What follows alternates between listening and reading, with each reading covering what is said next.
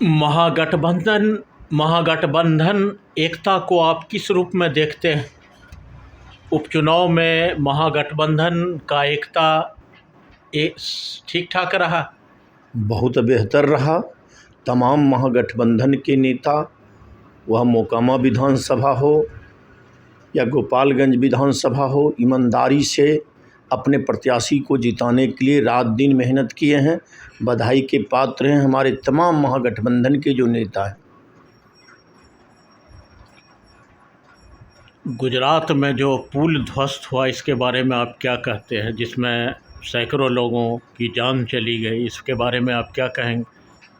सबसे पहले मैं अपनी ओर से और जिला राष्ट्रीय जनता दल की ओर से जो भी उस पुल दुर्घटना में जो मृत हुए हैं, जो दुर्घटना से मर गए हैं, तमाम वैसे लोगों को मैं भगवान बलदेव कृष्ण से प्रार्थना करता हूं, उनके आत्मा को शांति दें और उनके परिवार को दुख सहन करने की क्षमता प्रदान करें।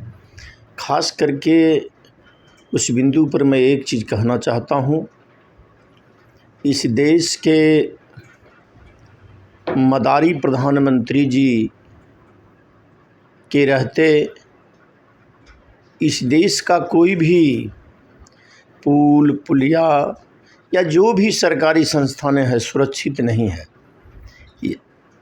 आप वहाँ की बात करते हैं, गुजरात की बात करते हैं, ये अपने शासनकाल में उस तरह के ऐतिहासिक जो हमारे पुल पुलिया है, क्या एक बोरा सीमेंट भी लगाने का काम किए हैं? नहीं। ये जानबूझकर किसी न किसी बहाने इस देश के आवाम को तमाम करने का चक्कर में है, यानी आवाम को समाप्त करने के प्री प्लानिंग इनके दिलो दिमाग में है। यही प्री प्लानिंग है। खास करके वहाँ के प्रशासन के द्वारा मुस्तैदी अगर होता, सुरक्षा व्यवस्था अगर सही तरीके से होता तो उतने लोगों की मृत्यु नहीं होती। जानबूझकर सरकार प्री प्लानिंग के तहत यहाँ के आवाम के साथ दुर्व्यवहार करने का कार्य ये केंद्रीय शासन के द्वारा किया जा रहा है, जिसका सैकड़ों उदाहरण है। आप याद कीजिए, कोरोना काल में ये यहाँ की आवाम को समाप्त करने के लिए वो ट्रेन से कुचलवाने का कार्य की, बसों से कुचलवाने का कार्य की। यहाँ के लोग को जाहिल कितना बड़ा समझते हैं। वो कोरोना को ताली बजाकर, थारी बजाकर, दिया जलाकर, दिया बुझाकर लोग भगा रहे थे।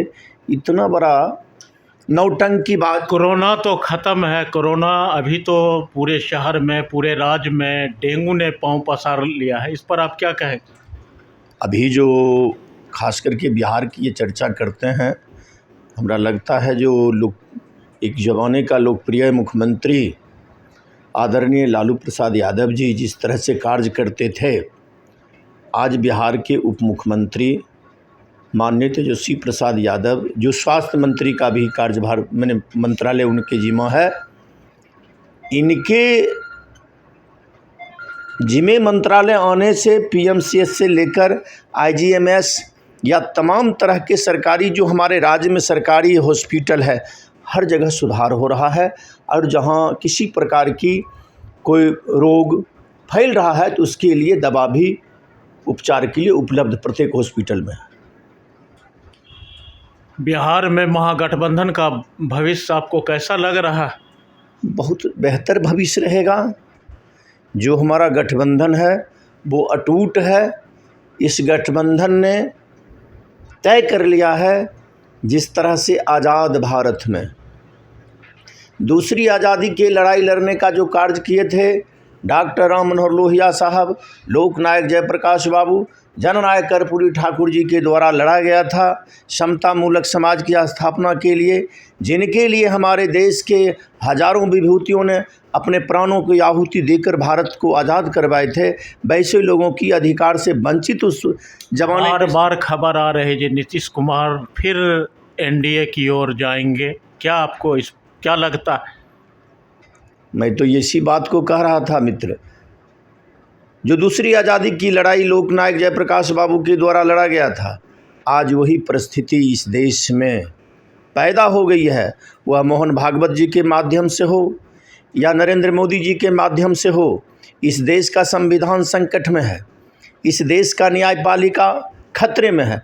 जिसका जीता जागता उदाहरण है आज़ाद भारत में सुप्रीम कोर्ट का जज हो या हाई कोर्ट का जज, सड़कों पर आकर प्रेस कॉन्फ्रेंस करने का जो कार्य किए, ये दिल दहलाने वाली घटना है। ये पूरे विश्व का एकलौता घटना है जो सुप्रीम कोर्ट का जज और हाई कोर्ट के जज सड़कों पर आकर प्रेस कॉन्फ्रेंस करती है। इस देश का संविधान संकट में है, इस देश का न्यायपालिका संकट में है, और इस संकट से उबारने के लिए देश की जनता मन बना चुकी है। जो महागठबंधन बिहार में बनी है, इसी तरह से पूरे देश में गठबंधन का निर्माण किया जा रहा है। और राष्ट्रीय जनता दल के नेता आदरणीय लालू प्रसाद यादव जी, जो राष्ट्रीय जनता दल के राष्ट्रीय अध्यक्ष, इनके नेतृत्व में पूरे भारत में परिवर्तन की दौड़ चल चुकी है। क्या लगता है जो नीतीश कुमार फिर पाला बदलेंगे? बधाई के पात्र हैं हमारे नीतीश जी।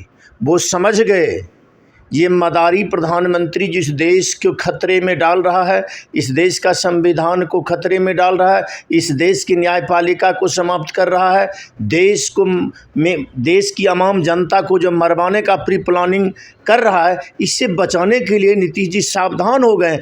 वह पुनः अपने घर वापस आ गए हैं। जिस परिवार में पैदा लिए, जिस घर में पैदा लिए, बधाई के पात्र हैं माननीय मुख्यमंत्री जी। पुनः अपने घर वापस आ गए हैं, अपने भाई के साथ आ गए हैं। जो जिस परिवार में पैदा लिए, जिस समतामूलक समाज का निर्माण करने के लिए उन्होंने थ्योरी पढ़ा, कार्य किया, आज पुनः कार्य करने में तुले हुए हैं। चलिए, बात करने के लिए बहुत बहुत धन्यवाद। अभी हमसे बात कर रहे थे राजद के नेता मोहित यादव बेबाकी से अपनी बयानबाजी करते हैं, अपनी बात और पार्टी की बात रखते हैं। नमस्कार।